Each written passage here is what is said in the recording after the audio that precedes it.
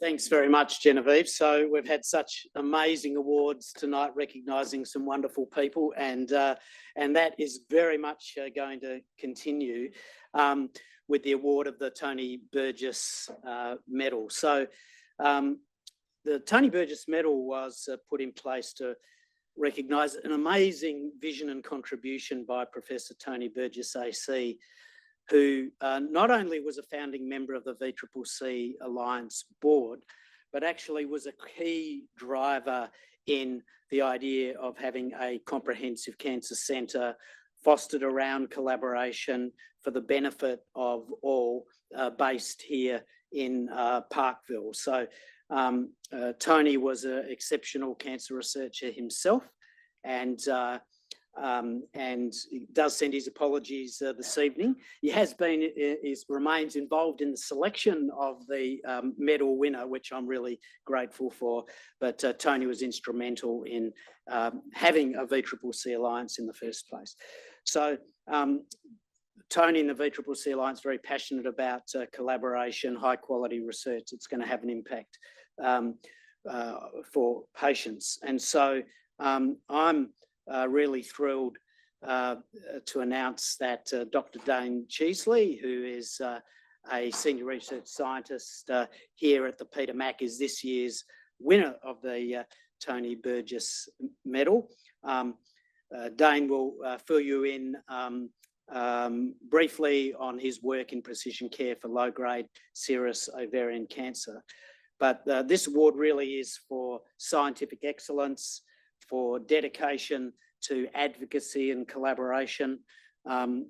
Caitlin's message, which was so strong for us this evening in the keynote address, is recognised in the criteria for this award and for the impact that the research has on patients, but also involving those with lived experience in patients are part of the selection criteria.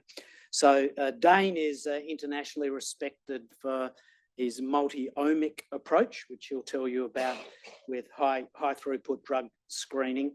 And the work of Dane, very importantly, does address an important area in a rare cancer, that's low-grade serous ovarian cancer, which he'll fill you in on. But we're really delighted with this year's awardee. And so I would like to welcome up to the podium Dr. Dane Cheasley. Dane. You were amazing. We did amazing things. I wouldn't change it. We were amazing things.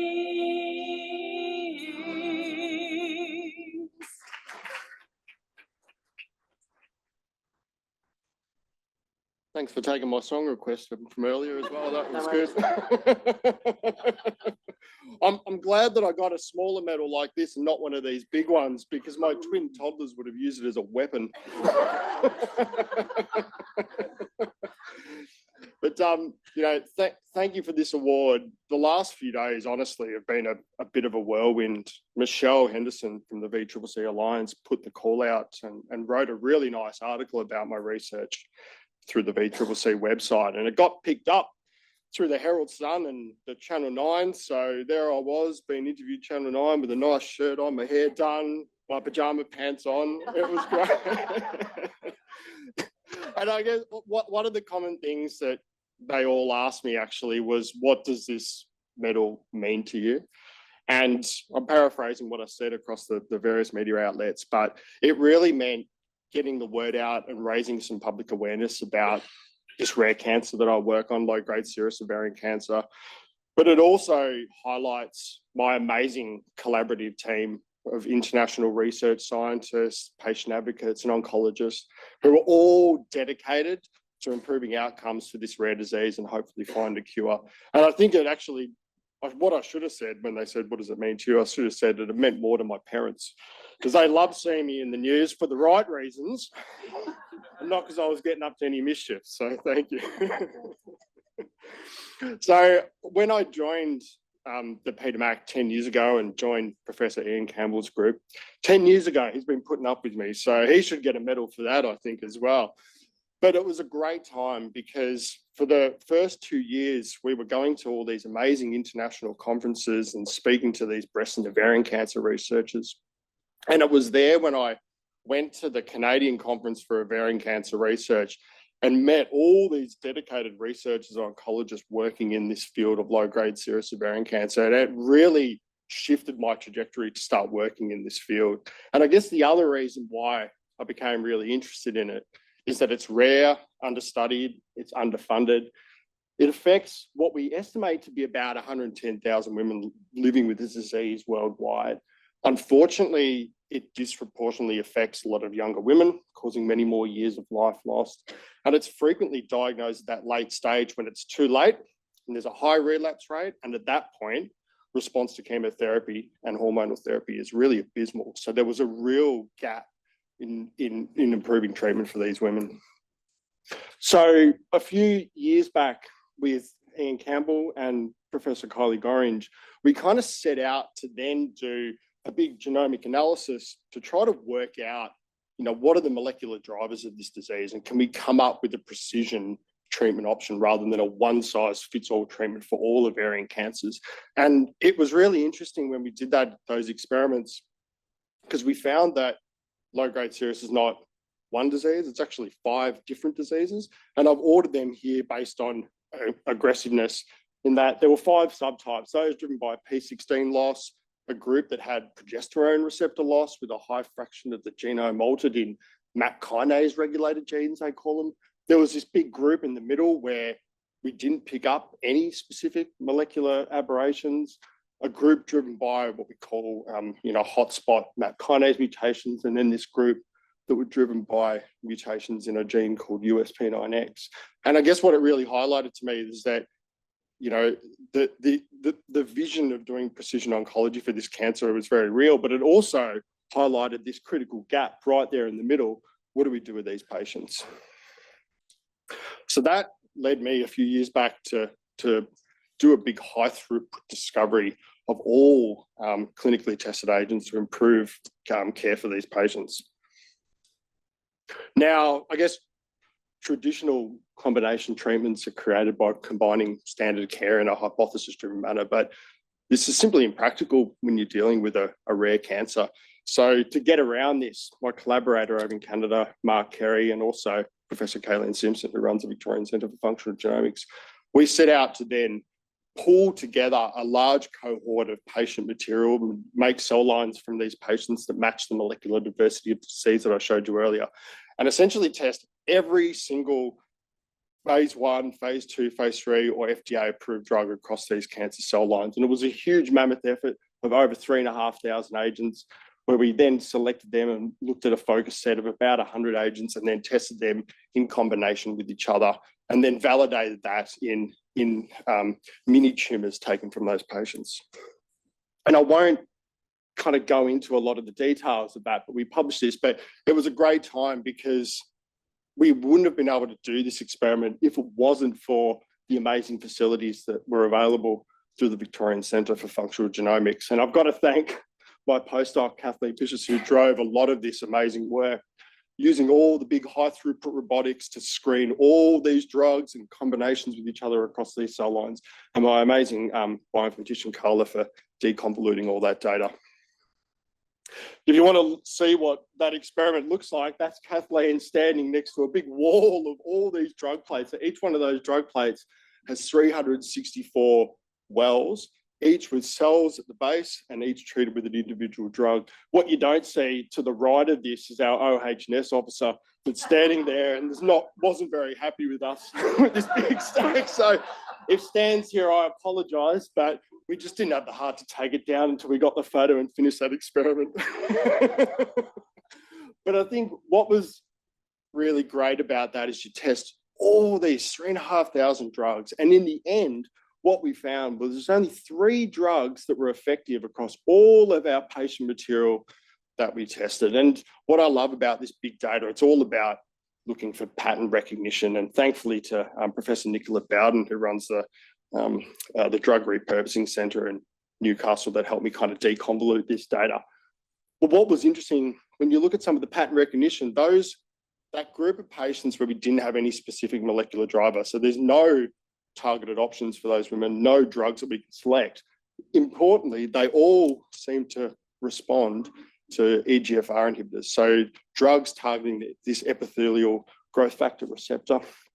When I presented this, I think a year ago, I got approached by Yolan Antle, and she said, well, what about, you know, the top EGFR inhibitors? Did they work in your drug screen?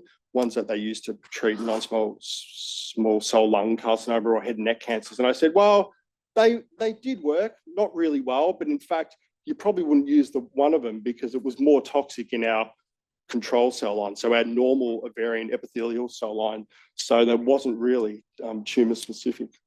And I guess the other thing is that you had a big group here that had these RAF-RAF mutations, and we found a number of drugs that were effective in that little group, including defactinib and avutametinib, which are moving towards clinical indication for this disease through the RAMP 301 trial. I guess it was one thing to show that you can do all this experiment in cell lines derived for these patients, but did that EGFR story really validate when you looked at primary tumours from these patients? So I caught up with Professor Martin Coble, who's a great pathologist over there in Canada. He's also a bit of a good drinking partner if you go out with him as well. And what he sort of did, he went across a whole bunch of these samples and looked to see what EGFR expression looks like. And we saw a big cohort of EGFR high expressing tumours, kind of on par with what we've seen from our molecular data.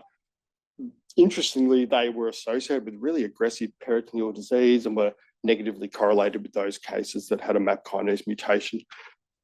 Pilar Blankaford, who's an amazing collaborator of mine over at the Harry Perkins, then kind of extended that to show that, you know, if you did have an EGFR high expressing tumour, not only did it define one of those molecular subtypes, but in fact, the survival outcomes of those patients were really poor. So not only was it a diagnostic subtype, but it was also prognostic for poor survival.